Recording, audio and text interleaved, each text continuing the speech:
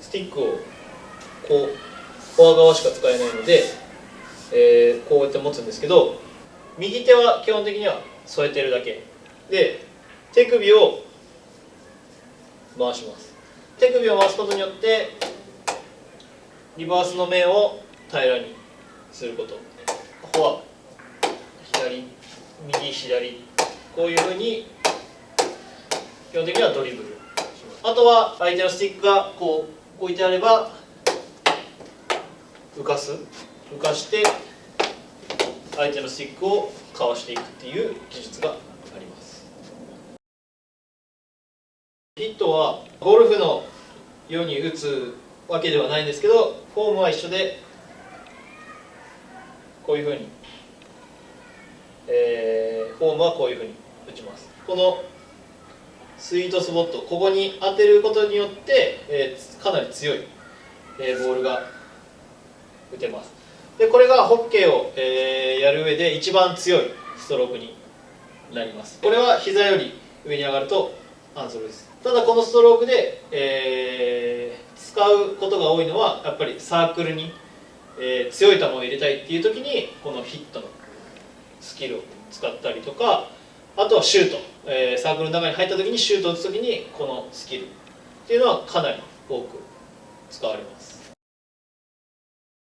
スイープは、かなり姿勢を低くして手の指がギリギリになる、これがスイープになります。ヒットよりも、安定して、強い球を打てるので、割と試合で見てる中ではかなり多いストロークにはなると思います。シュートも、たまにわざと、浮かすためにこう使ったりはするんですけど、基本的にはディフェンダーの選手が結構使う用途が多いです。であとはさっきのヒットよりも、当たる面がこう広いので、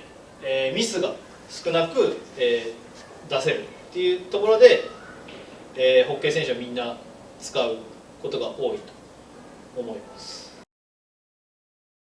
プッシュは押すっていうところで、左手を出して右手で押す、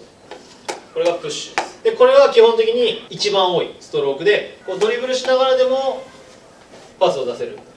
こっち側でもパスを出せるっていうようで、ホッケーの試合を見てる中で一番多いストロークになります。プッシュなので人にもいるんですけど、なかなか強い球は出せないのでショートパスだったりとかっていうところで多く使われます。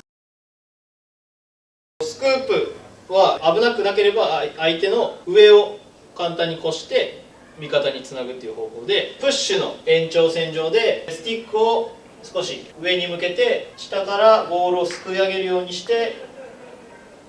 上げるストロークになります。これは、かなり最近では多く使われるスキルになります。上げるのもかなり難しくて、この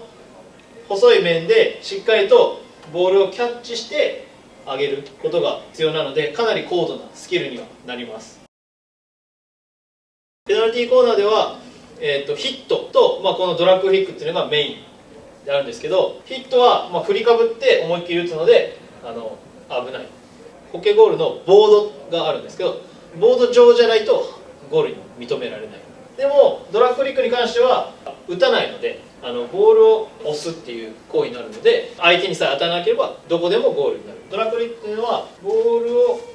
引っ張ってきてから